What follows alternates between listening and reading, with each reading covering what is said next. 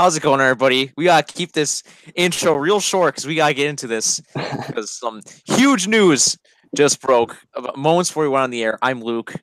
Here's Joe. I'm Joe, Jared. and we're joined by Jared. And Yes. the Sabres just traded Ryan O'Reilly. Oh, We were about to start, and we were thinking, oh man, like they didn't trade O'Reilly. It's going to be a depressing episode. We're going to be talking about, hey, what's going on?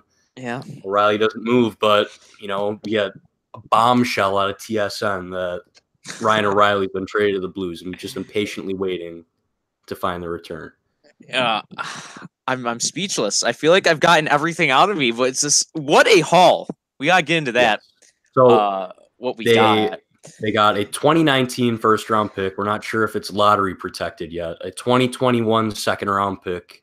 Tage Thompson, who was a 2016 first-round pick by the Blues. I believe he was like 26th overall. Yeah, it was Vladimir Sobotka and Patrick Berglund. And I think Berglund is sweet, so it'll fit in nice. Yeah. Sobotka is like a pretty small, like skilled guy. I remember, I think it was last year actually that he came back over from Russia, and then he like stepped right in the playoffs, and he was one of the Blues' best players. In that I think that was last year. Wild, and he had an overtime winner in like game 2 or something in Minnesota. Yeah, and he returned for like the final 10 games of the season. It's like since then he's been one of my favorite guys. But wow, where do we go? Where do we go from here? Did the Sabres get better today? I mean, maybe not like this season because I don't know exactly if Tage Thompson. I imagine he'll start in Rochester. I mean, he can maybe, crack a bottom 6 spot, but I mean, just kind of given how Botterill's been, I could definitely see him starting in Rochester. I don't think that Sobotka and Berglund, like they're definitely, helping and making the team better now than if they were to get like the 3rd overall pick or something. Mm-hmm. But I mean, obviously they're not going to fill probably what Ryan O'Reilly would have done this year. But overall, I don't think that they got that much worse this year, especially considering all the other pieces stepping in.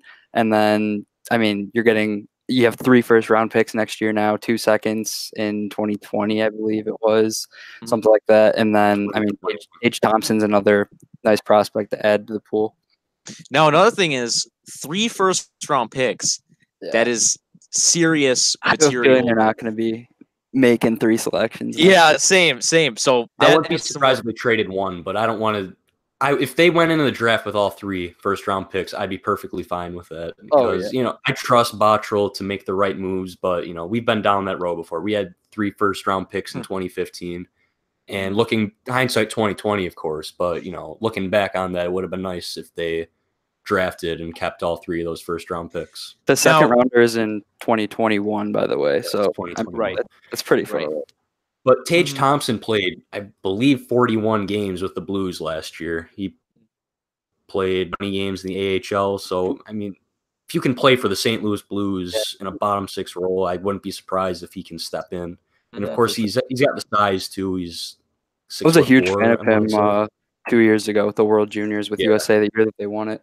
Mm-hmm. Now, he was point per game for UConn the 2 years he was there as well. So, they got a player there. Of course, he's not as good as Robert Thomas, Jordan Kyrou, and some of their other top prospects. But, they got a real prospect in Tage Thompson. For sure. And there's going to be the crowd out there who always wants to get bigger. Tage Thompson is 6'5". Yeah, he's huge. That's pretty good.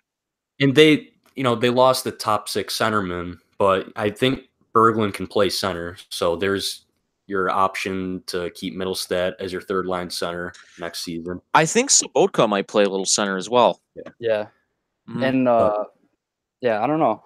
Definitely, I think, like you said, there are 2 guys that can kind of step in right away and definitely help out for this year. So yeah, you have three roster players, and you never know. You might not have to play Johan Larsson this year, which is fantastic.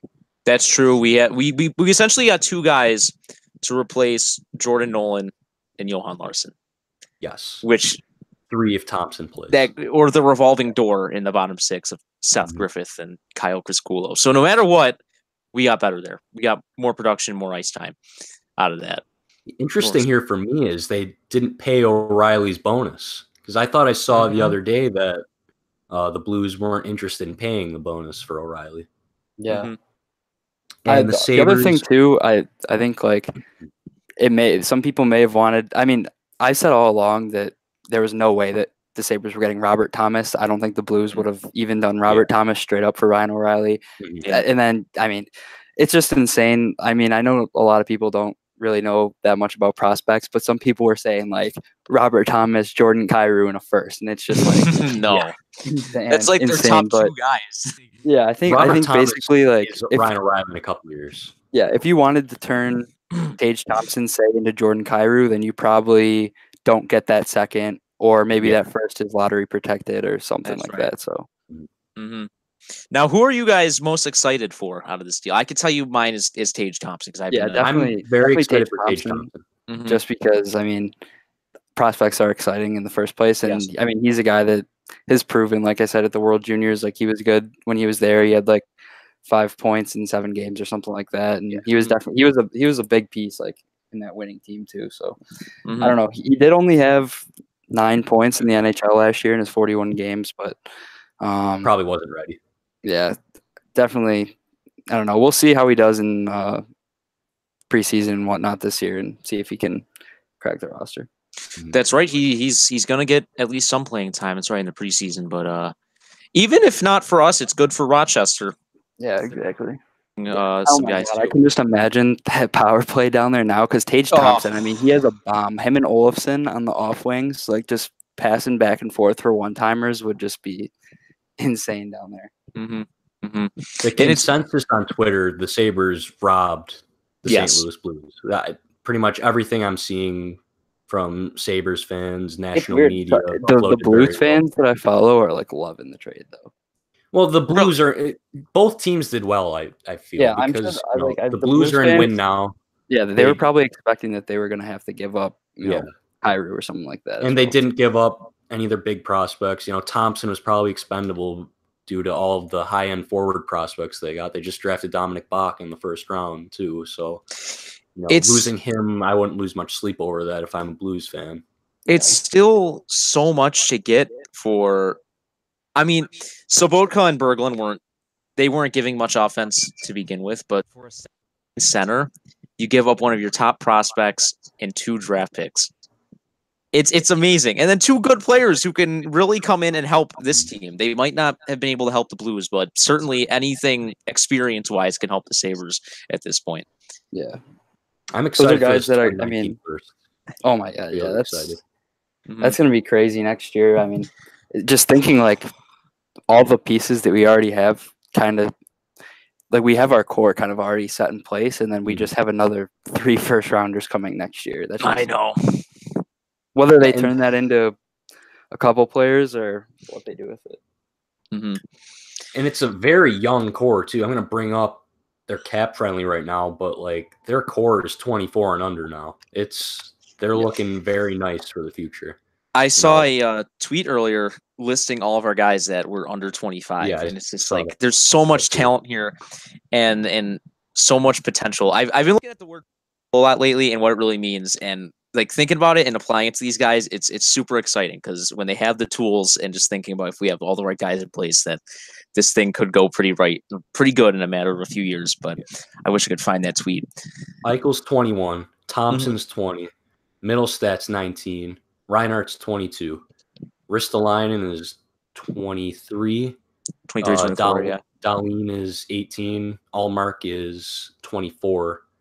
And that's just what they have on the roster right now. And then you look at what they have in the system. Nylander is 20. Asplin's 20. Luukkonen is 19, I want to say. Olofsson, he's 22. Cliff Poo, 20. Brennan Gooley, 20. You know, that's a good core to build around. For the Sabres. One thing you got the 3 first-round picks. Yeah, I think that this year too, like a lot of people probably aren't thinking about it right now, but Eichel is just going to take like a huge step forward in terms of his role now. Now he's probably going to be relied on to always be out there against the other team's top players, defensive zone draws. I mean, there's no like his go-to guy. Right. Yeah, penalty kill. Like his go-to guy is gone now. I mean, he's getting out of his ELC, and now it's time for him to step into that role. That's right. There's no one above him now at center. Yeah. It's his job now. I didn't even look at Colorado. when they traded Matt Duchene, Nate McKinnon just absolutely exploded offensively and turned into one of the best players in the NHL. And, Eichel, I would not be surprised if he can replicate that in the 2018-19 season. And all this too, for all we said about Nylander being in the trade and such, now we still got this trade done without including Nylander. That's good to me because now we can continue his development. I myself have been very critical of him because he has missed the last 5,000 development camps. But the fact that we could do this without giving and we could continue to work with him and see what he has, that's really big for me. I'm very happy about that. I'm still optimistic for him. I wouldn't be surprised if he can somehow crack the roster out of camp. It would have been nice to see him in development camp doing well, but when if he shows up hopefully healthy to Prospects Challenge, I want to see complete and utter domination out of him. He's 20 years old, former 8th overall pick. He really needs to show up to that tournament and just light it up.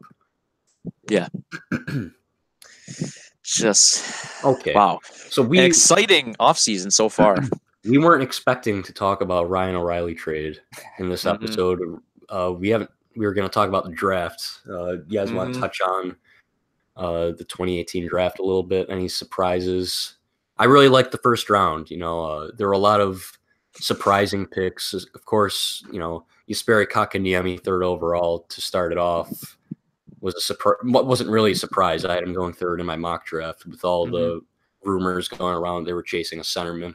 Yeah, but, I think Barrett Hayton to Arizona was definitely the biggest surprise. Yeah, in the first. I mean, definitely in the first round. Yeah, that kind of set in stone like the rest of the draft too. That kind of affected everything because if he doesn't get taken there, then I mean, does Oliver Wahlstrom fall that far? I don't know. Does Dobson fall that far? I don't know. So I don't know. And I don't know that kind of going back to, I think that talking about that trade that was supposedly leaked, that kind of Barrett Hayton going 5th overall. If he doesn't go 5th overall and they take Zadina, who's just sitting there in their lap, someone else, then I mean maybe the Sabres had the 11th overall pick there.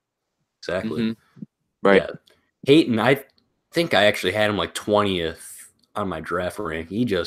I know Jared and I talked about this at the combine. Like I just don't see it. I don't know. Like his role in Sault Ste. Marie wasn't that high. Of course, I think his production will increase next year with a more important role on the team. But 5th overall is just too high. I thought John Chayka would be smarter than that, reaching on a guy like that at 5. But he's a smart guy. I think Barrett Hayton's going to be a very good NHL player someday. But passing on Philip Zadina, it's kind of like the Tkachuk pick. Like, is crazy. Yeah, it's like I feel Brady Tkachuk's going to be a good player, but I still wouldn't, have taken him over some of the other players that were there. Yeah, and if I'm Brady Tkachuk, I am not signing with the Ottawa Senators next season. I'm just going to wait and see what happens if Melnyk ever sells that team.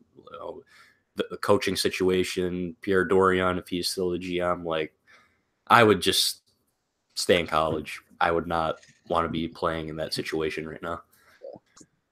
To me, the clear cut, and I think for most of us, the clear cut top 3 were Dahlin, and you could swap Svechnikov and Zadina interchangeable there. And it was a fun draft because you don't see that much movement. Typically, it's at least first 6 picks are pretty predictable usually. So it was really fun, especially getting into the late round, seeing some guys slip into the second like Bodie Wild too. That was Bodie Wild going into the second round really surprised me. A lot of good names available in the second round, and Joe Veleno went 30th. 30th, yeah. The Red Wings had a really good draft. Zadina just fell into their lap with the 6th or 7th pick. I forgot where they slotted in. And then Joe Veleno falling all the way to 30. They got Jonathan Berggren with the 33rd pick. And then they got McIsaac with the 36th pick. That's a great draft by them. First rounders, basically. Yeah. No doubts, in my opinion, the winners of the draft were the Islanders and Red Wings. I think the Islanders had a great draft. After that first day. Oh, the Islanders have signed Valtteri Filppula. Oh, okay. Like for them. And squad. The Islanders are gonna be really bad next year. I'm sorry, Like, they're gonna be really bad. I don't know. Or, I'm still the Red Wings. In terms of what? Who signed Filppula? The Islanders. Oh, Yeah. okay. I don't know why I thought you said the Red Wings. Yeah, I mean both of those teams are going to be a disaster. But what you know, if you listen to the last episode, I went off on Ottawa, Montreal, like just the Red Wings, the the Canadians, and the Senators are just such a mess.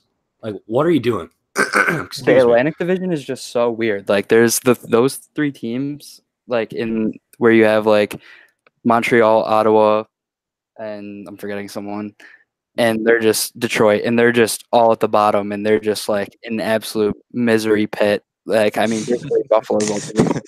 And then you move up, and then you have like Buffalo and Florida right now that are both like kind of up and coming, and then you just have three like absolute wagons in like Tampa, Boston, who are just gonna run the NHL. It's just such a weird division. Like Detroit, they're in denial. I don't know what they're doing. They've exactly so many picks in the last draft, this draft, and next year's draft. But like they're going out re-signing Mike Green. They're bringing Thomas Vanek back. They signed Trevor Daley, I think, last year. Like, what are you doing? Like, what's your identity? I have no idea what they're doing. It's literally the Canucks. Like the Canucks brought in the Canucks are saying what are the Vancouver Canucks doing? I'm sorry, but like they brought in like Beagle, Tim Schaller, like Beagle, Schaller, and Antoine Roussel, and combined it's like $7 million. Like, are you on crack? There was oh my goodness, a TSN graphic where they put up like their lineup, and there's they have at least one. at least one position on every line that has two names in, like, say, the left wing spot. Like, there's two names there because they have so many guys on the roster. They have three goalies: Demko, Nielsen, and Markstrom. They have like 9 defensemen and like 15 forwards. Like, what are they going to do? They got to make a trade. But like Jim Benning confuses me so much. He'll draft so well. Like, Pedersen, 5th overall last year, was great. Getting Besser, Quinn like Hughes, 23rd. Yeah, Brock Besser, 25th or 23rd, whatever it was. Yeah. And then pulling off that Jonathan Dahlen trade with the Senators, which is another tire fire. But then he'll go out and make all these ridiculous signings and some bad trades. Like, geez, that guy was almost the Sabres GM back in 2014. That's scary. He was a scout or assistant GM for the Sabres in the mid 2000s, I want to say. Right.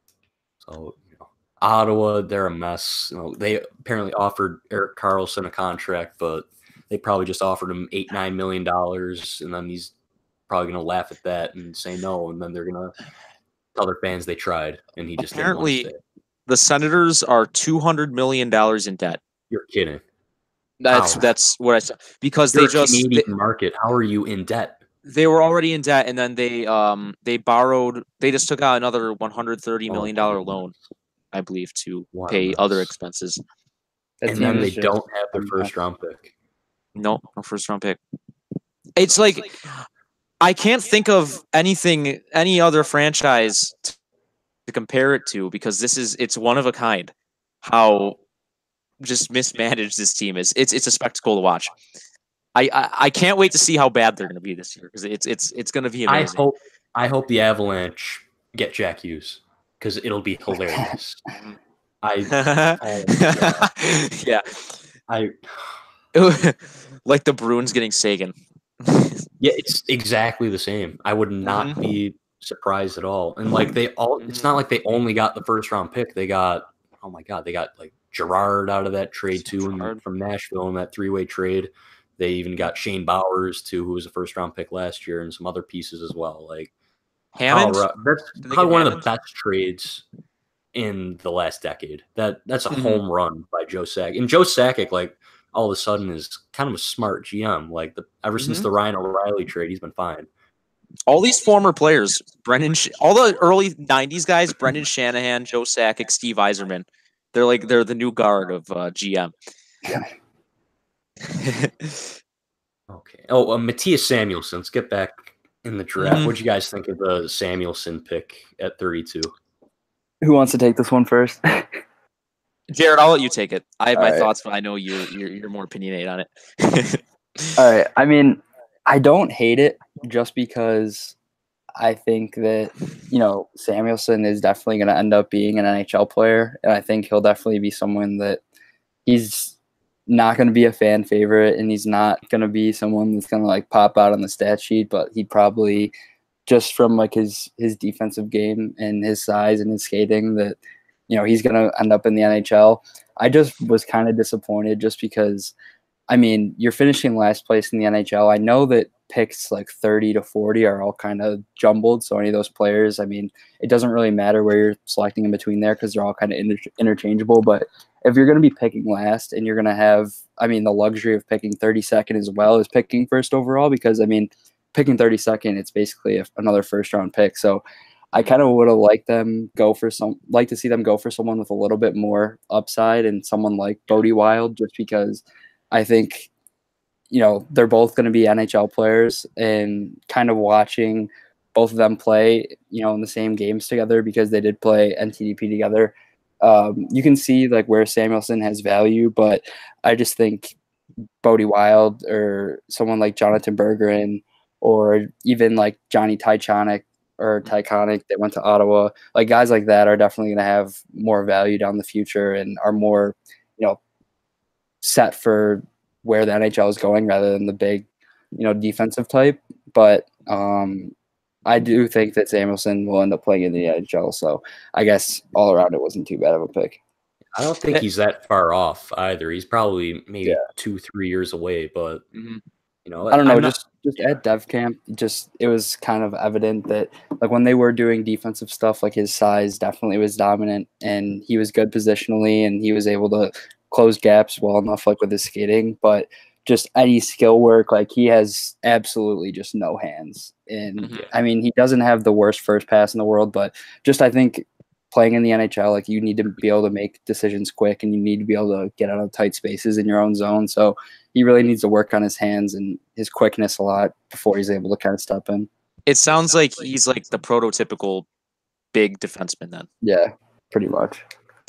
He was a safe pick. I was saying this leading up to the draft, but I like you said, I would have preferred that they go for a player with higher upside, like a Bodie Wild, Jonathan Berggren, or Johnny Tychonick. But it is what it is. I think they still have a very good prospect in Samuelson.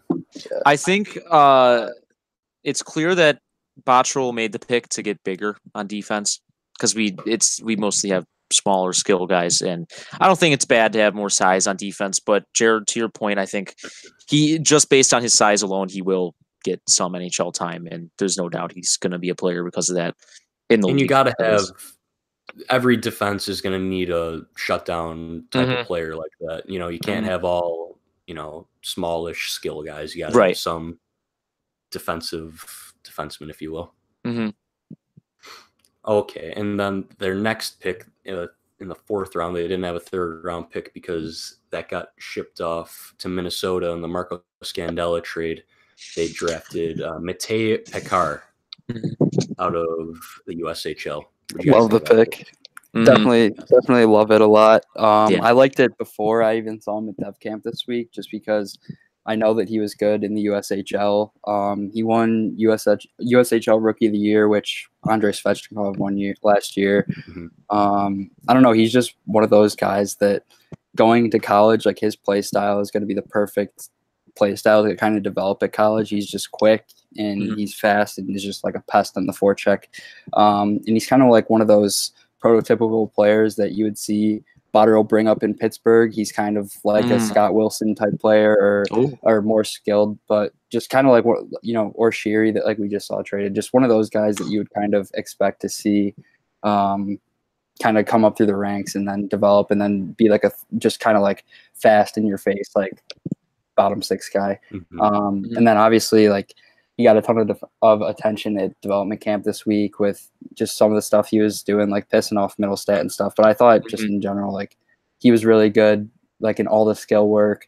And then even in the 3-on-3, like he said that he wasn't like the most skilled guy in the world. And in the USHL, like he got a lot of his points just kind of being like that fast guy on the forecheck. But I thought he had like pretty like good skill work for saying he wasn't that great at it. I'm sure you guys saw the goal he scored against Dahlen, and then I mean he was doing that like he probably went between his legs like 4 or 5 times in that game. So. But yeah, I like that pick a lot. Yeah, just hearing the stories out of Dev Camp though, I like his fire. I wasn't able to get down there, but just I like hearing it's not like it's bad aggressiveness, but I like hearing the competitiveness. I think that's a better word for it that we have with the young guys down there. Yeah, he seems like he's going to be a fan favorite someday. Yeah. Him talking to the Buffalo media, he's he seems like a fun kid to be around. I'm excited. I hope he pans out. I forget the names. I'm looking him up. 5th round was it was Miska Kukkonen, I believe.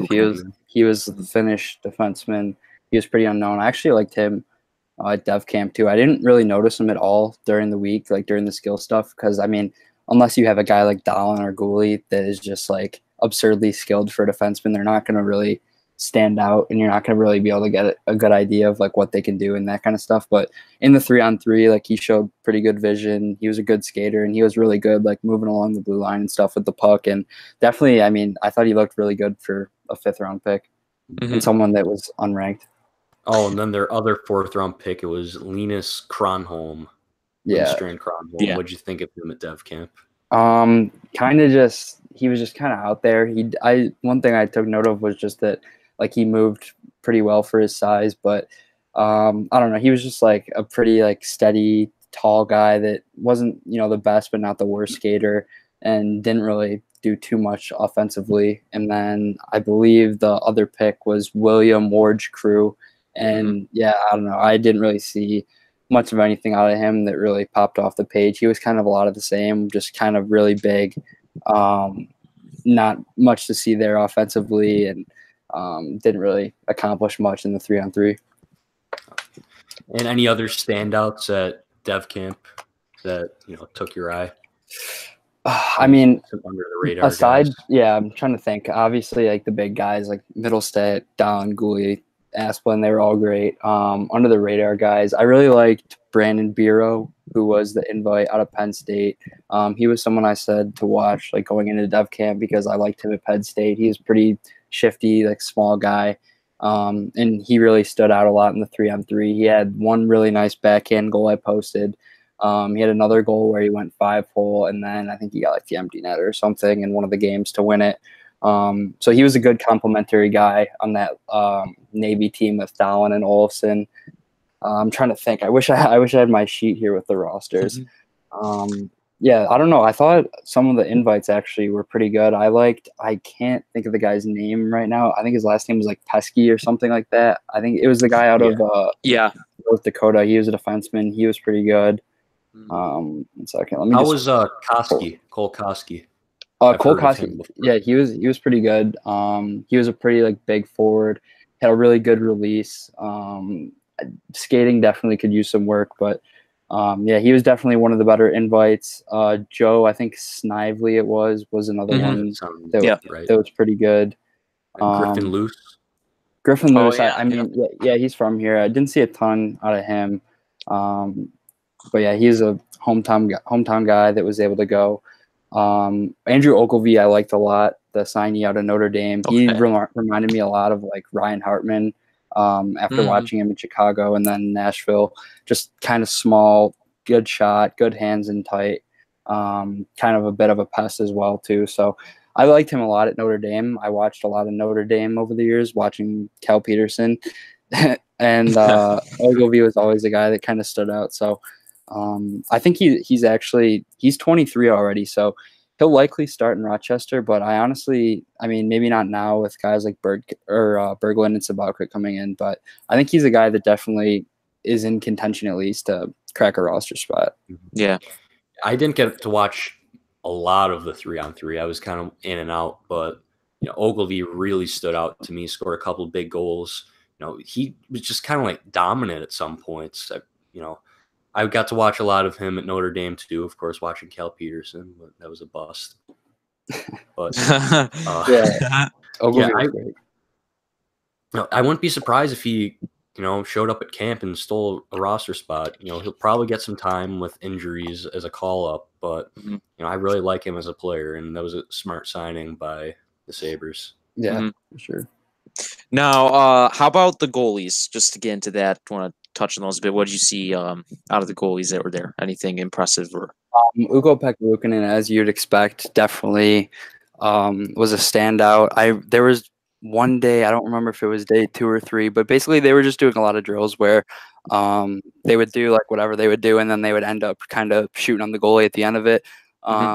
And some of these goalies, especially Victor Olofsson, like he was just tearing these guys apart. Because, I mean, they were one-on-ones, and you're shooting from, I mean, probably no farther out than the top of the circle. So Olofsson was just like tearing apart these goalies. I remember the Clarkson goalie. I think his name was Jake Kiley. He actually had like a pretty good scrimmage, but the one day Olofsson was just like tearing him apart. He scored like probably 8 out of 9 shots in those drills. Winter Shepard was out of Minnesota Duluth. Again, like it's kind of hard to really evaluate the goalies like in the days other than the 3-on-3, just because it's a lot of one-on-one stuff, and I don't know how much you can really judge them on that. But Hunter Shepard was definitely the best goalie in the 3-on-3. He was kind of carrying that great team that they were kind of the underdogs in that tournament, and he was really great for them. And then I think the fourth goalie was Johansson from Rochester. I didn't see a ton good or bad from him, but solid all around. And what did you think of the 2 later picks in the last draft, Bryson and Weissbach? I mean, I'm actually a big fan of both of them. Definitely, I mean, as much hype as kind of Weissbach has gotten a little bit here, I'm actually probably a bigger fan of Bryson. Watching him at Providence, he was, especially in the playoffs, he was easily their best player, best defenseman, playing in all situations. I didn't even realize, the minutes and really how good he was until I kind of started watching a few Providence games this year. And he's a great skater. Even at camp, it was kind of weird. Like, he doesn't pop off the page at you, but if you just actually like focus on him, you really realize all the different things he does well. He's a really good skater, really good passer, really good power play guy. So, I mean, he definitely looks like he could be a potential steal, and definitely looks like he could be someone that should be able to crack, a pro roster spot not too far down the line. He is small for a defenseman, so that'll probably be, one thing that if there is going to be something that holds him back from the NHL, and probably why he went as late as he did, that was it. But yeah, I liked him a lot, and I do like him going forward as a prospect. And then Weissbach, obviously, just like as a smaller guy, it's kind of the same thing as Bryson. Really, it's just he's produced really well in his first year of college. He produced well in the USHL. He was, if not exactly on the dot with Middlestad's point totals in his first year of college, he was pretty close. I know they were within a few points of each other. He really pops off the page right away at Dev Camp, just being so small. I think he's like 5'8" or something like that. So he's just like a speed bug out there, has good hands, and he made a few plays in the 3-on-3 where he was kind of cutting through guys and really using his speed. But I don't know. He doesn't have bad hands, but I would like to see kind of his hands, match his feet. That's one thing that you'll notice in a guy like Connor McDavid or Middlestat, whereas, that's kind of the separator between them and another fast guy like Michael Granlund. Like, he reminds me more of like a Michael Granlund type, where he has like all the speed but isn't able to do as much like with his hands. But yeah, I don't know in terms of future.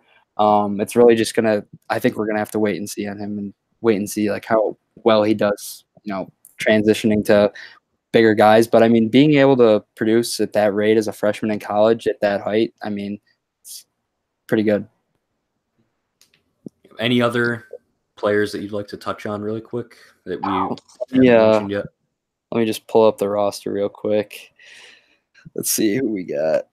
I'm just looking for the teams from the 3-on-3 scrimmage. I don't know. There was a lot of guys, like I said, like all the usual suspects that you would expect. Was pretty disappointing that we didn't get to see Davidson, because I mean, he was a guy that played either, right? Davidson, Samuelson didn't play in the 3-on-3 scrimmage. that was another thing too that I was kind of disappointed about, just because, like I said, like I'm sure you heard from my observation of Samuelson, like he wasn't the most skilled guy, but like I said, defensemen aren't really going to stand out when they're doing a lot of that skill work. So I would have liked to see him in the 3-on-3 to see, how he matched up with some of the other guys. I thought Will Borgen was definitely good. Vasily Glotov is good at development camp every year. Always puts on a show. Let's see who I'd else. like to see them sign him. Lawrence Pilot for sure. Deal. Lawrence Pilot was someone that I was really high on going into camp, and a lot of people, didn't really know much about him just because he was kind of coming in at the same time as all the Dahlin hype.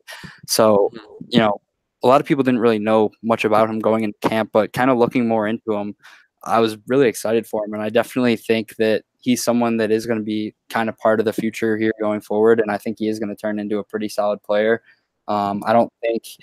Maybe he does stay in Rochester probably about as long as Brendan Gooley did this past year, even if he is ready to play sooner than that. But, if you were there and you didn't have any prior knowledge of the roster, like, you would have been shocked if I told you that Pilot was a defenseman, just because, he was literally he was blending in with Casey Middlestat, like some of the stuff that he was doing and just some of the, different dangles in place that he was going for. So he was definitely impressive. Olofsson obviously was really impressive. Dahlin was great. Aspen was good. I think we pretty much touched on everyone. Oh, did you mention Casey Fitzgerald? He's going into his senior year at Boston College. He's a guy that, He wasn't there either. Yeah. He was there, but he didn't participate in any of the injury. I actually like him as a player going forward too. I hope they can sign him. Yeah. Oh, what did you think of Brandon Hickey? He signed his deal today. We didn't mention that. That's right. Definitely a guy that he doesn't stand off the page, but he's a pretty solid skater. He was definitely one of the better and more steady defensive guys anytime they were doing anything like that. I don't know exactly if he has a future with the Sabres, in the NHL, just based on how stacked they are on the left side and his ceiling kind of not being that high. But definitely, I think he'll be a top player in Rochester. Maybe not right out of the bat, but I think he'll be a really good player for them going forward. Lots of exciting movement on defense. Yeah. Yes, they're stacked on defense. Yes. I really like what they're starting to build back there. And on Pilot, really quickly, I wouldn't be surprised if this guy could potentially crack a spot out of camp. I know Bottrell said the plan is to start him in Rochester, but I think he could. Just watching him, I honestly I think he's probably I guess there's only 6 defensemen, but I don't think he's much worse than the Sabres, fifth best defenseman already, behind Dahlin, Ristolainen, and Gooley. I think I'd put him probably number 4, honestly. We really haven't been able to see him in an NHL game, so maybe that's not fair to say and put him ahead of McCabe, but I don't know. I'm really high on Pilot, and he won SHL Defenseman of the Year for a reason. Right. This isn't Victor Antipin. Antipin, he was a nice player coming in, but these are 2 completely different players that we're talking about here, and some of the stuff that Pilot was doing was something that we didn't even see Antipin attempt. Yeah, his skill is very high, very fast player too. And his hands, you tweeted out that video on the TCB account with him doing the one-handed Zorro moves. Oh my God, this guy's incredible. Yeah, he's definitely either the first or second guy that gets called up when there's an injury. They're pretty deep, not deep as in they got a whole lot of talent back there, but they have a lot of guys that are capable of stepping into a top 6 role. There's a funny tweet that I just saw, and I don't even think he's kidding. Eric Engels tweeted, Mark Bergevin just said he was asked for 3 first-round picks for O'Reilly. Thought he was joking. Pretty sure he was. Wow. 3 first-round picks. Wow. That would be funny because you're trading in the division too. So just no, Bergevin is an absolute idiot. Let me just. He's always trying to expose him. Oh, and this comes from Dan Rosen a few minutes ago. He says the Blues are paying Ryan O'Reilly's bonus, reportedly $7.5 million due today. Doug Armstrong said ownership told him, "You do what you have to do to make us a better team." So that is probably why they got a little more than the asking price of a first, a second, and a top prospect. Yeah. Okay, and another thing that happened during the little hiatus here after the draft, they acquired Connor Sherry and Matt Hunwick from the Pittsburgh Penguins in exchange for a 2019 fourth-round pick, Buffalo's fourth-round pick. They also have San Jose's fourth-round pick from the Evander Kane trade. And if Connor Sherry scores 20 goals or gets 40 points, or if Matt Hunwick is traded before the 2019 draft, that pick becomes a third-round pick. And I'd say the odds of that happening, it turning into a third, is pretty high. Now, I completely forgot about Sherry because all the madness that's been going on these last 2 days. But I don't know if you guys recorded this or heard this or noticed this, but when we were talking about prospects a few minutes ago, my eyes lit up because one of you said something about Sherry, and I was like, "That's right! Like we have him now, and he's probably gonna be in our top." So I love all these moving parts. It's so exciting. The team is gonna. I mean, that's no question, especially with this O'Reilly trade now. Like, and just adding, even if they didn't change anything, just adding Dahlen, like, just the way the team looks and plays is just going to be completely different. Mm-hmm. Yeah, and they're actually going to be fun to watch. You know, it was a chore to watch this team play. Like, even if they're average, like just having Dahlen and Middlestat is going to make them fun to watch. There's a reason to watch now. Mm-hmm. It's just like the Eichel's rookie year. Like, exactly. Turn on the game. You'd watch every every. But now you got Dahlin, you got Middlestat, and Nylander will probably get at least 20 games next season. And just knowing that there's going to be a time when Eichel and Dahlin are on the ice at the same time, and that's going to be so fun. The first overtime. 3-on-3 overtime with Middlestat, Eichel, and Dahlin. Oh wow! I can't wait until beautiful. The first 4 games I think it is are at home. First one, it's going to be like the home opener against Boston. We're going to go to a shootout, and first shooter is going to be like Patrick Berglund. Yeah. It's just like when Eichel didn't shoot in the shootout in game 1. I wonder if. Do you remember last year, game 1, like how good everyone thought we were going to be? Yep. Yeah, they were so good. I remember I got home from work. That team was just completely different than anything we've ever seen. Mm-hmm. Closing. They were fast. I was closing at work, and I was keeping an eye on my phone. Like, wow, Jason Pominville scored 2 goals. And wow, maybe this guy won't be a dinosaur this year. Yeah. And then I just keep seeing wow, they're so exciting. They're so fast. I'm loving it. And then they lose in the shootout. I'm like, oh my God, this is the year. Got killed. And then they get toasted against New Jersey and the Islanders 6-2 in the next 2 games. I'm like, oh my God, what is this? But everything happens for a reason. That's true. Last season, it was horrific, to say the least. It was the worst season I've ever seen in my life. But they finished last, and they got Rasmus Dahlin, and things are looking up for the first time in a very, very, very long time. So it was, right now, it's like the feeling that fans had going into the Eichel draft, before the Leonard trade, and people started to question Tim Murray's GMing ability. But they got 3 first-round picks. They got this massive amount of good prospects that they've built up the past couple of years. It looks like they finally have competent management for the first time, and I don't even know how long. Things are looking up. There's a lot of excitement. Kind of at Dev Camp this year too is going a few years ago. I remember the year Eichel was coming in for his rookie year. I mean, Eichel and Reinhart were obviously big pieces, and then there was behind them Bailey, Baptiste, and then that was really it. That's all. You'd go to Dev Camp and there was other guys, but I mean it was pretty much just those 4. I mean, I'm probably Goulet at the time too, and Borgen. But other than them, now you go and you still have Goulet, Borgen, but there's Olofsson is I guess considered a top prospect now.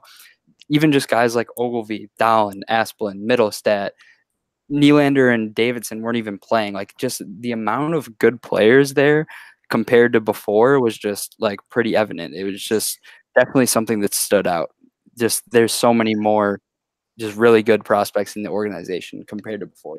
It's compared just to last season, it's night and day right now. The main roster and the prospects as well. Because like you saw with Baptiste and all them, there's this brighter, new, more promising too that we can look forward to. You look back to 2014, like there were high hopes for Baptiste, Bailey, Carrier, Fashion, those guys, and like I'm sorry, but none of those guys have really panned out. So I'm hoping that for the sake of this team, these guys that we just mentioned don't have the same fate as Bailey and Baptiste. It's kind of nice too. We were in a place where, like, at one point, I mean, they were different. They were different and definitely thought of differently throughout the hockey world back then. But at one point, Justin Bailey and Nick Baptiste, no offense to them, but like those were considered our top prospects, and now our top prospects are considerably the best defensive prospect of all time. And I mean, however you want to describe Casey Middlestad at this point. So, I mean, that's just it's so cool that we're digging into European leagues now to bring over younger guys too. They only have Swedes and Americans, I'm convinced, and then you sprinkle a couple Finns in there. Like I'm writing a prospect article for our website right now. Like it's all Swedes. It's that's it. We should probably one thing. I mean, the team up north made a significant move today. Yes, we'll get into John Tavares. That is true. Should we talk about Tavares first or Carter Hutton? So let's do Hutton because that'll be shorter. We'll just breeze over that a bit. Okay.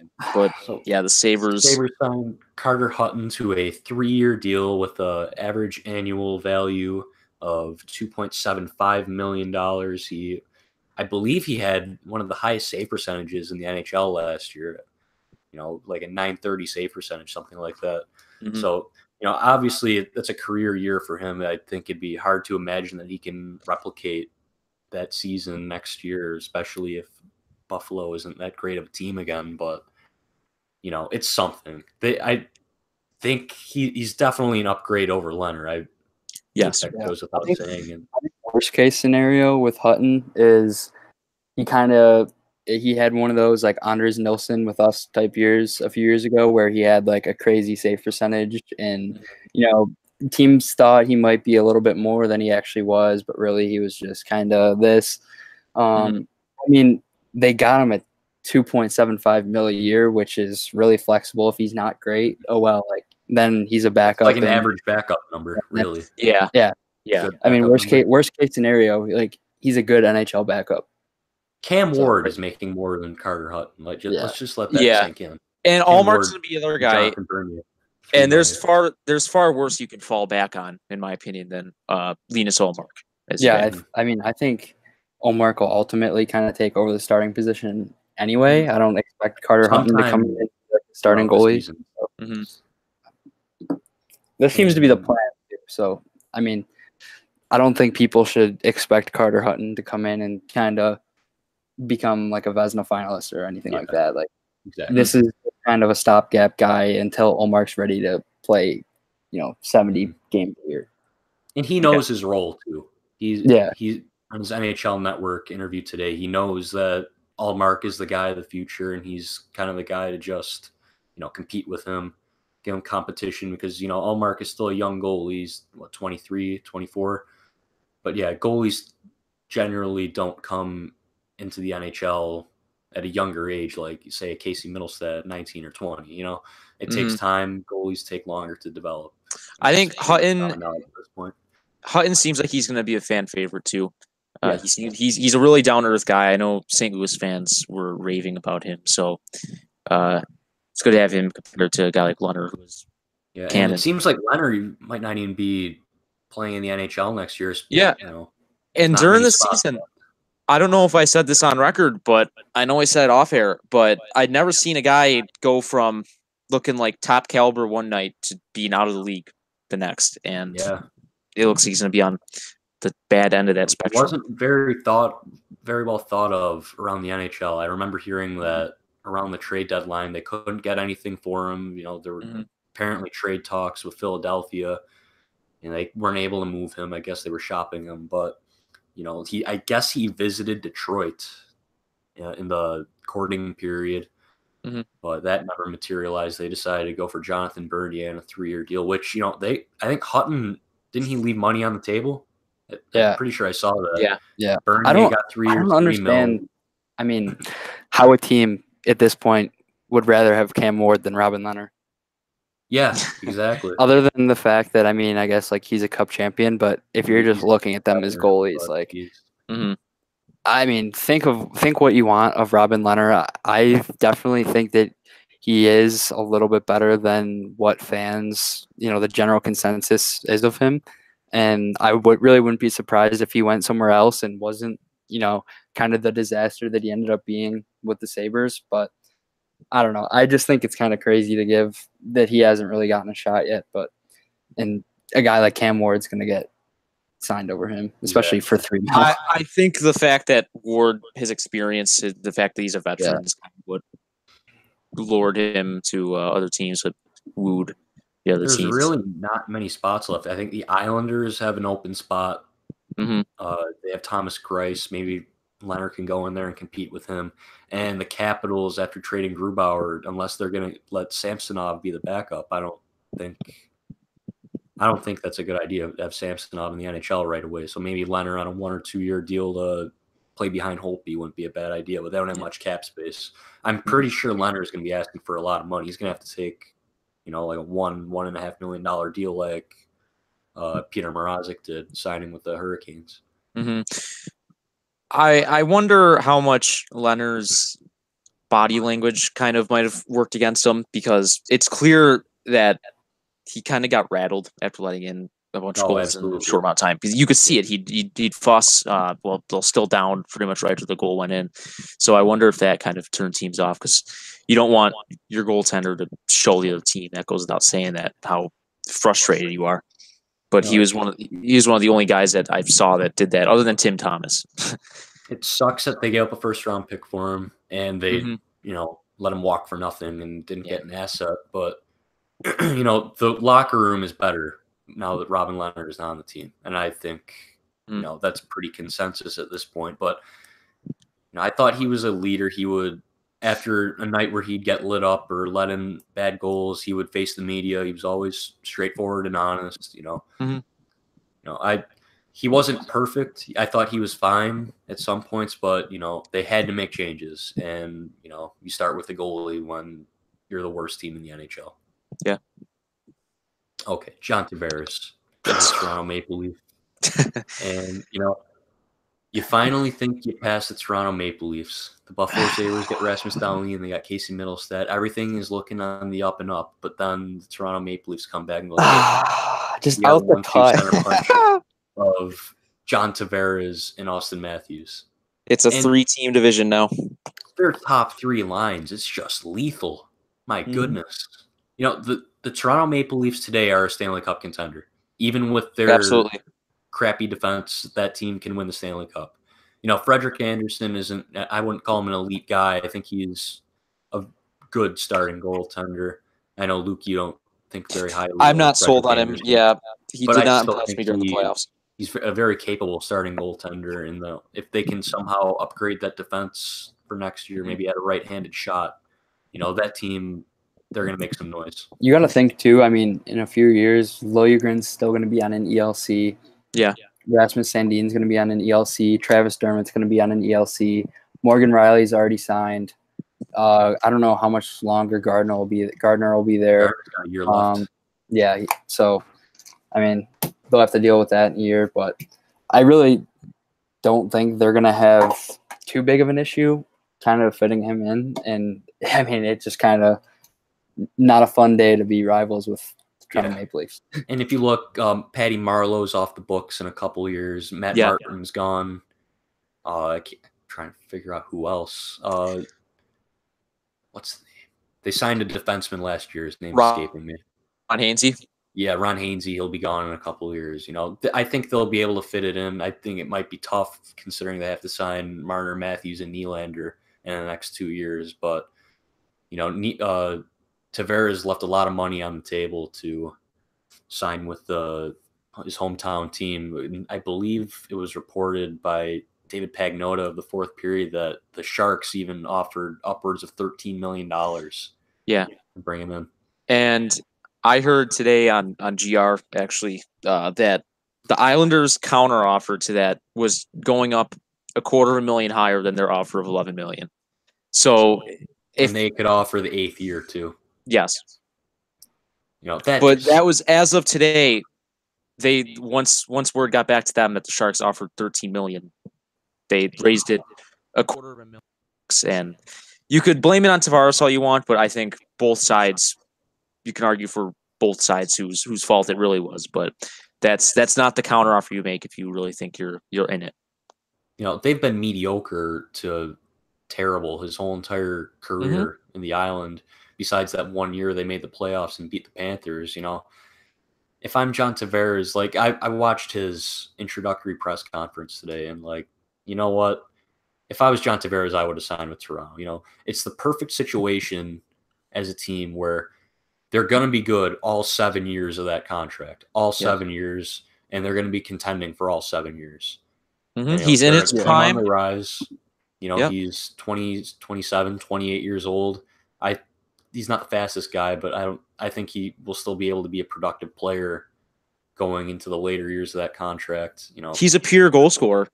And you get to live out your childhood dream of playing for the Leafs. You know, there's that picture of him sleeping in his bed with all the Toronto Maple Leafs sheets. What were you guys thinking, like, kind of just going through the whole process, like, on where he was going to land and just kind of as it went along? I always thought he was going back. I thought it was last night, or did you think like he was going to leave yesterday? As the days leading up to it, I was thinking he's going back to the Islanders. But then midnight came around, and I was like, or not even midnight, probably even like 8 o'clock yesterday as the evening hit. I was thinking there's totally other teams that have a chance to get into it. But I never considered like the Bruins or Lightning series contenders. I thought it was always down to the Sharks, Leafs, and Islanders. But it really got real when I got the alert from The Athletic that said John Tavares informs Islanders that he won't be returning. That's when I was like, the groundwork the NHL is going to shake up here, because now one of the probably high player in the league is in the hockey mecca of the world. But I just think it for Sabres fans, we're one of the few fan bases who can really relate to this, because Black Sunday in 2007, as it's called now, and not many other fan bases can. This doesn't really resonate with a lot of them, because you never hear about stars leaving. I think the worst part, like with this for the Isles fan base too, I mean, management definitely did play their part in this, and it's really kind of embarrassing that, you know, in this era, you're going to let a player like that walk away. But I think that it really was like Tavares could have stayed there if he wanted. Like the Islanders, you know, they did a really good job, or really bad job, I should say, for 9 years and 365 days pretty much, until it really came down to it. And then they made a good push here at the end and kind of gave him all the reasons to come back. And he was the one that kind of said like, okay, no, I'm leaving. I have the option to come back, but I'm not. I'm going somewhere else. Where, I mean, Drury and Briere, it was kind of like the players were, you know, they were okay with coming back, but it was the management that, you know, was the difference. It was absolutely management's fault that time around. I know, you know, pretty much just like the consensus with Isles fans right now is just the disgust that, you know, he was saying this whole time, I'm going to come back. And then he demanded not to be traded at the deadline. So they weren't even able to get anything back for him. And then the process waited out. You know, he literally just ran the clock out on them without putting out anything, without saying a word, no leaks, anything. So I think just it was more a lot of Isles fans just kind of unhappy with the way that he went about it, and felt like, you know, 10 years were just wasted, and he just kind of left them in the dirt and didn't really even give them any sort of goodbye. Mm-hmm. I thought when Lou Lamoriello took over that he was I thought he was going to stay too. With Garth Snow at the helm, I didn't Trotz think that, too. Yeah, I didn't think that he was going to stay with Garth Snow. When that happened, I felt like it was kind of just a desperation play, and that it wasn't going to work out in the end, because I think Tavares would have been able to see through it. Yeah, it sucks. I can't imagine, losing your franchise player like that and getting nothing in return. It just sucks. But, the Islanders, they still have a lot of good pieces for the future. They got Wahlstrom, Yes, Dobson. Barzal just won Rookie of the Year. He's looking like a very promising potential number one center someday. Mm-hmm. Yeah, they're loaded. Like in the pipeline, so. It's tough when you have the two-head monster only played for 1 year together, with him and Tavares each getting mid-80s in points, especially Barzal in his rookie year. It would have been fun to see those two play together. Yeah. Okay. I don't know. It's just that's just going to be a different monster up there with Toronto. Yeah. Now, though, we get to see Matthews and Tavares. So that's going to be more fun hockey to watch. Not for us. Yeah. Not when they're playing the Sabres. But, hey, that sells NHL TV subscriptions. I can guarantee you that. Like my tweet today. The only thing better than the Leafs losing in the first round is watching them lose in the first round with John Tavares. John Tavares, yeah. We can only hope. But free agency, Sabres weren't really that active today. Do you guys anticipate any other big signings by them, or just more AHL depth signings? That's what I think. I think depth. Yeah, I don't anticipate. Maybe if Anthony Duclair kind of stays around here and they really aren't liking their left side. But, I mean, I don't know. I mean, there's still kind of a hole in that left side, but maybe they want to, take that to training camp and let someone win the spot. Or because, I mean, I don't really anticipate any other moves. I don't really see who else you're trading besides for maybe a guy like McCabe, just because of the long side. Yeah, or Beaulieu.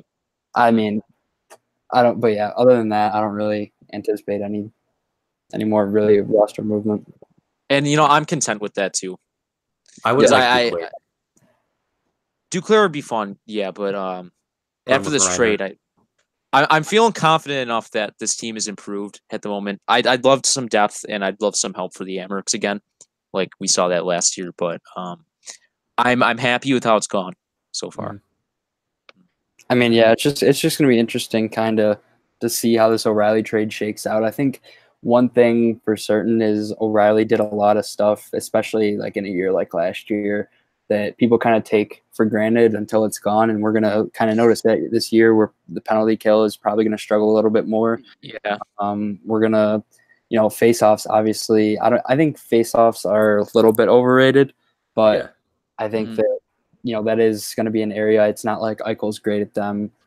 We really have any other good face-off guys in the team. So I don't know. They're just a lot of different little areas that O'Reilly's not going to be there kind of as the backbone anymore, that a guy like Eichel is going to have to take a big responsibility. So I think there's going to be a little bit of growing pains now that O'Reilly's gone. But, yeah, it should be interesting to see how things change. One guy that is still available is Nick Shore. I think that would be a very nice signing for our bottom six. I don't know if they need another anymore now that you have Berglund, though, depending on that's true. Yeah, participate in that kind of fourth center. I'd like to see them add another center. We've talked a lot about Girgensons and Larson. They need to be gone. I don't care if you have to waive them or trade them for a late round pick. Goodbye. I just don't want to see them on this team anymore. They need to make more changes than just O'Reilly and Leonard, and those guys are right at the forefront for me.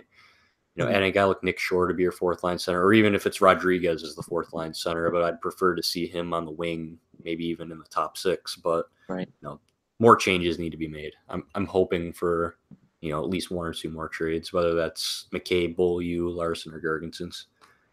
We took a step in the right direction though today. With the trade, certainly.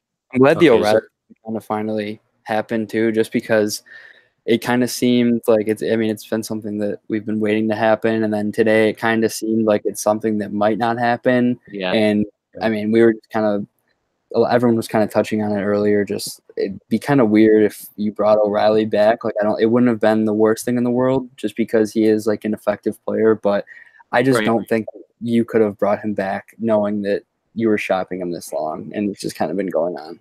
It's like Joe, the situation with Duchesne going to training camp in Colorado last year. Yeah. That's weird. Yeah, that's what we were saying, though, earlier before we went on, is that if this is probably 20 minutes before the trade actually happened, now that I think about it, but we were saying if he doesn't get moved, who cares? We can't be any worse for it. Yeah, exactly. Like, they didn't have to trade O'Reilly. They could have showed up, have Eichel, O'Reilly, Middlestat as your top 3 centers, but whatever you think about O'Reilly, this trade, they're better in the future. I really think we're closer to being an NHL team that can do something this year with this trade happening. I just can't get over the fact they have the 3 first-round picks. Like, that's huge. Like, even if they're not all high, I'm pretty sure Buffalo probably picking in the top 10 with their pick. The Sharks pick, if the Sharks don't make the playoffs, they get the pick back anyways. But if I don't think that pick is lottery protected, the St. Louis pick. As of right now, I haven't seen anything as far as that goes. But so I mean, just thinking about it, like anticipating kind of where the picks are going to be, I'd expect the Sabres pick to be anywhere from like 12 to like 16, being realistic. Yeah. And then I think both the Sharks and the Blues will probably be anywhere from like 17 to like 27, probably. Yeah. In there. Mm-hmm. So, I mean, having 3 picks kind of in that range, it's not bad at all. I don't think this roster is a bottom feeding one anymore. I think, it could still be bottom 10, but it's not going to be, bottom of the barrel anymore. Yeah, I think, especially if Omar and Hutton can just be average, if not above average, then, I mean, I think just the defense is just 10 times significantly better than half the stuff that we were seeing on the ice last year with Wall, Beaulieu. Like, none of those guys would even really touch like the 7th D spot at this point, which is really yeah. I mean, no more. Oh my God, Jordan Nolan. Think men that touched the ice this year and that we're never gonna have to see again. And just, I mean, players like Berglund and Sabatka, like, okay, yeah, they're not great pieces and they're really just salary dump part of the deal, but those are still guys that are better. They're NHL players. They're still NHL players, yeah. They're NHL players, and they had a lot of guys who didn't even have any business being in the NHL last year, like Jordan Nolan. Right. So Seth Griffith, Josephson, yeah, those guys, and they're all gone. They got rid of the garbage. They changed up the core, if you will, in O'Reilly and Leonard leaving. They got a little deeper in the lineup, getting Berglund, Sobotka, Thompson, adding a little more depth to the forward lines, and they got better defensively. They got Dahlin, and they also added Sherry. So, they should be better next year. They will be better next year. I don't think they're going to finish last place. I mean, they shouldn't be, at least. If they finish last place next year, I'll eat a chair. You said that last year. Oh, geez. Anything else you guys want to touch on before we get into some questions from Instagram? I think that's pretty much it. Yeah, I'm happy with it. First one comes from ST Stars 09. Thoughts on Ennis being bought out? Honestly, it's just kind of like depressing for me, just because Tyler Ennis was my favorite player, like kind of growing up after like the Briere Drury era. So he was always like a really good guy too. So you never really get to see anyone's career kind of come to an end kind of the way that his has, especially a guy that was really talented, and hearing some of the struggles that he had going through like his concussion issues. So I don't know. I just hope that he can kind of get on his feet somewhere else. But if not, I think hopefully he should be pretty well off money-wise, that he can just stay healthy and do what's best for him. It pisses me off too that the commissioner of the league, who somehow made it to the Hall of Fame despite a terrible track record, has the audacity still to deny that CTE is still a thing. But that's besides the point. But Ennis, he was. I remember he was the nicest Sabre I ever met outside the airport after like game 2 against the Flyers a few years ago. But it sucks. I hope, or I wish a team like Edmonton, his hometown, would, a team that's desperate like that would give him another shot. But I want to say that he has a future overseas, if anything, because he'll probably be making maybe $1 million if a team does decide to sign him. Edmonton is in a bit of a cap crunch as it is right now. Yeah, use some help on the wing. That would put him alongside McDavid. He might be able to turn his career around. Yeah, and I remember thinking, man, next year when we get McDavid or Eichel, it's gonna be so fun to watch them play with Ennis, and it didn't happen. Yeah. Okay. Next one comes from Joe Johnson, 30. What side should Dahlin play? Current depth on the left side totally outbalances the right side. And, of course, Dahlin has played the right side in Sweden going back. One of you guys want to go first? I'll go first. I really think you should probably at least start him on the left side because, playing the right side in Sweden is different than jumping into the NHL right away and playing on your offside. But, of course, give him a couple chances on the right side. It can't hurt, right? So, and I think McCabe has played the right side before, like briefly on the Sabres. I know Gooley can definitely play the right side. It can't hurt to try it, right? I think him playing on the left, that would really be good for his offense too. I think if we're looking for more production out of our defense, then that's the best way to go. I think just they should try him both sides in preseason. See like how he'll do on the right, because I think they do. If you are able to play him on the right, that's definitely an advantage. Just for flexibility purposes, especially like you said, just they're a lot more deep on the left side. So if you can get a guy like Pilot into the lineup instead of Casey Nelson, I think you should definitely do that. But it's Rasmus Dahlin. I think wherever you play him, he's going to be fine. And I think once he's comfortable, you'll kind of be able to move him around to get other players in. It's a good problem to have because he's a dynamic enough player where you could put him at either one, and I'm confident he'll excel at it. Next one comes from Matt. He says, who can honestly be the future goalie of the franchise from the perspective of Ullmark and the attendees at development camp? I think who's in the organization right now, other than Ullmark and Ukko-Pekka Luukkonen, you're not really looking at anyone that has really an NHL future. I think next year, depending on how UPL does this year, I think you should definitely look at drafting another goalie. I think the Islanders, it's hard to kind of look at them as in an organization to take after in any facet these days. But they do have a lot. Them and Vancouver are both a team with some pretty high goalie prospects. I know Vancouver has Demko as well as DiPietro. Yeah, DiPietro. Yeah. And then the Islanders, they have like Sorokin and a few other guys. Soderstrom. Yeah, they have Sorokin, Soderstrom, and they just drafted Skarek in the 4th or 5th round.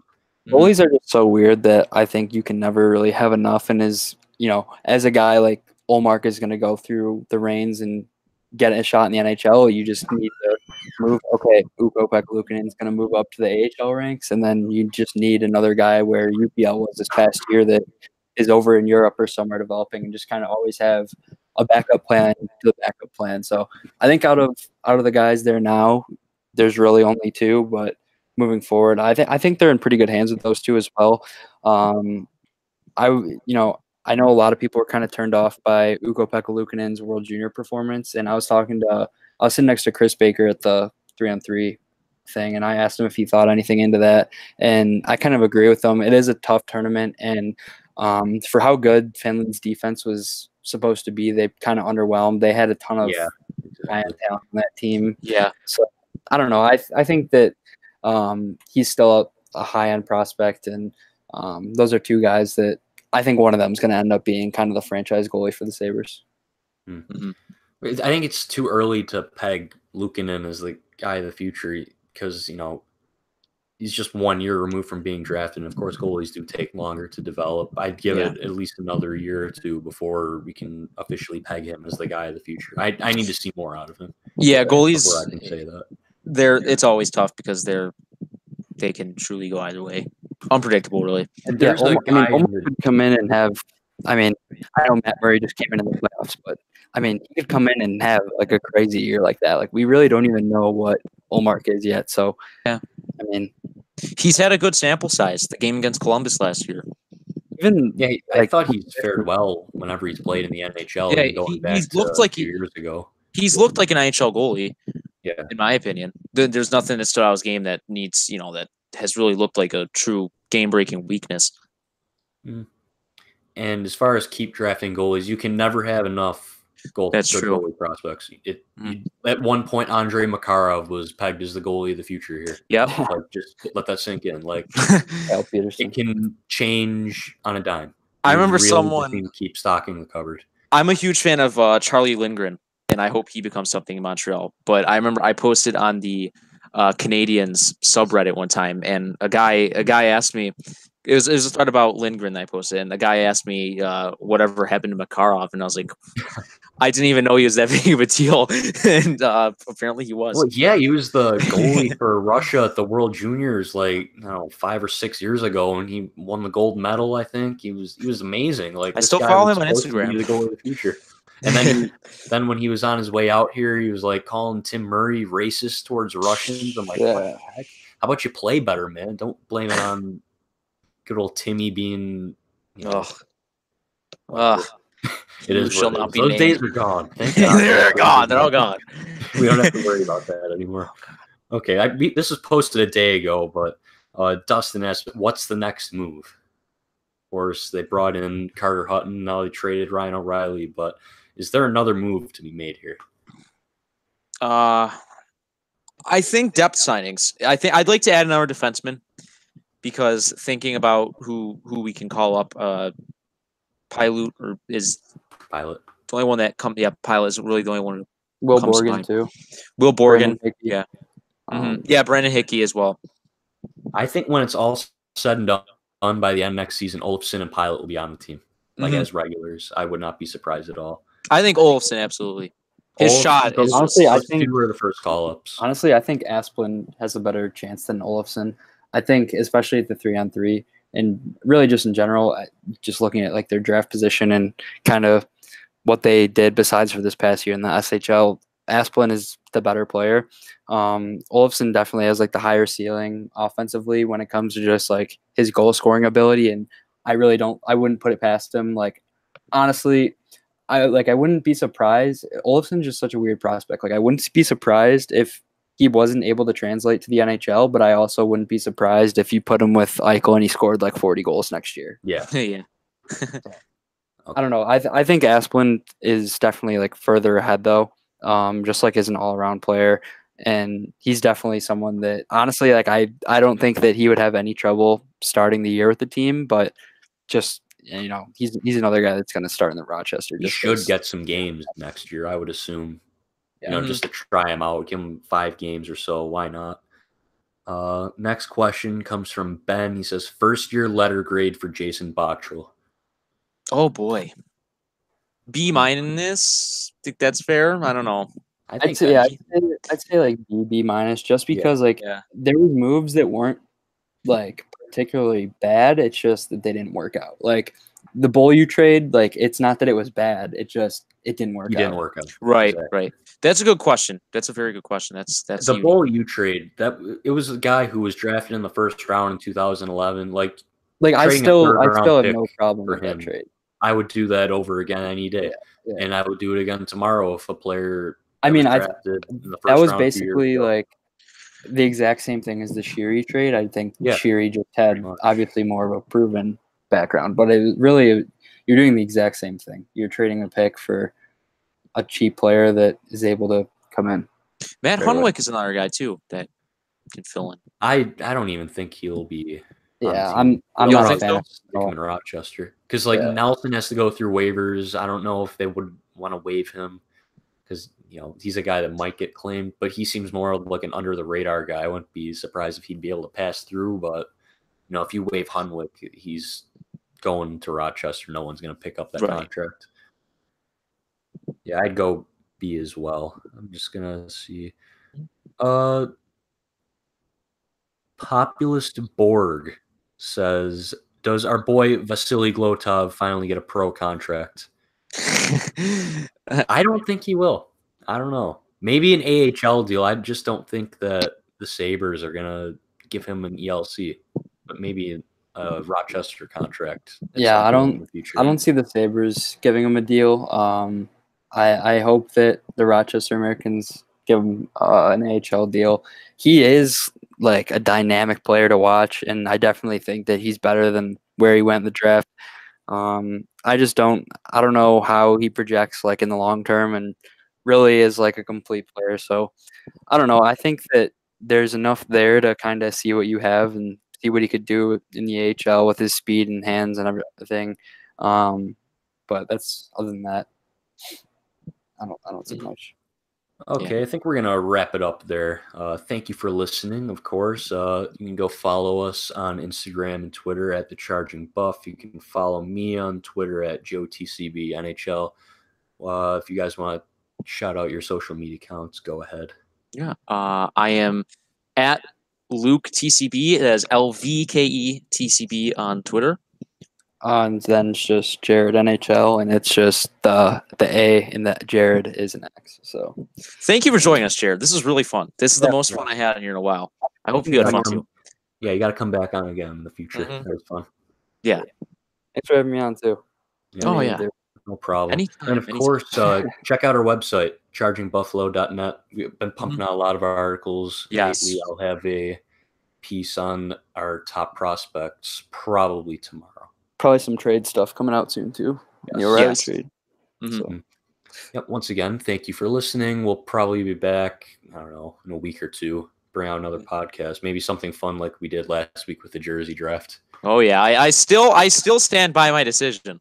By the way, picking the Edmonton Oilers jerseys first overall. I'm sorry, that's just that's a bold move. I love them. My favorite color is orange. My favorite color is orange. All right, I mean that's. I like my jersey team. I'd want to wear. I had the best team, and I won the Twitter poll. Yeah, well, by a vast margin as well. I'm pretty sure I voted for you as well on that. So yes. I voted for myself. I didn't vote. I was proud. Okay. For myself. Well. Okay. Yep. This has been Charging Buffalo Podcast. Signing off. Have a good one. Peace.